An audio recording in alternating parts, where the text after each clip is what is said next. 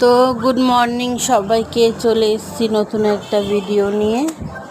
তো চিকেন কষা। তো দেখুন আমি চিকেনটা কীভাবে রান্না করি।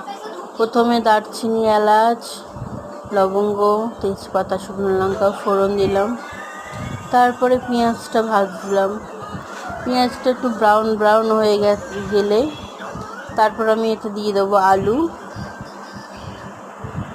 দেওয়ার পরে চিকেনটাও দিয়ে দেবো।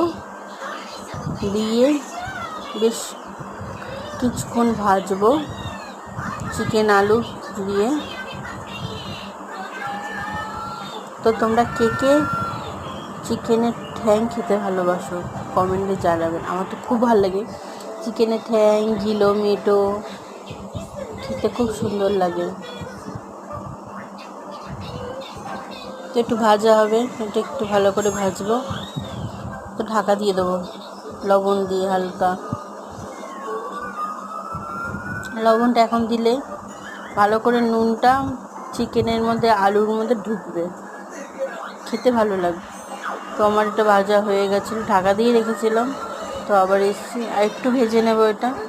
তারপরে এতে দেবো আদা রসুন পেঁয়াজ বাটা। তো বাটাটা দেওয়ার একটু কম হয়ে গেছিলো, তো আমি আবার একটু বাটলাম।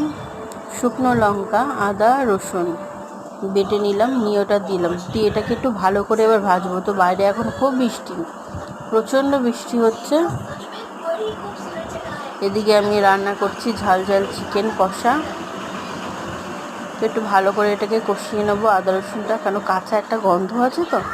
তো এবার মশলাটা রেডি করবো, যতক্ষণ ওটা হতে থাক। তো আমি গুঁড়ো লঙ্কা, হলুদ গুঁড়ো নিয়ে নিয়েছি। তারপরে জিরের গুঁড়ো নেব, ধনের গুঁড়ো দেবো। তো আপনারা কী মশলা ব্যবহার করেন কমেন্টে জানাবেন। আমি তো সানরাইসের মশলা ব্যবহার করি। তো সানরাইসের মশলা খেতে খুব সুন্দর হয়, টেস্ট হয়। দেখুন আমার মশলা রেডি। তো এইবারে আমি ঢাকনাটা তুলে এবার মশলাটা দিয়ে দেবো। তো কালারটা কি সুন্দর এসছে দেখেছেন। এবার আমি মশলাটা দিয়ে দেবো।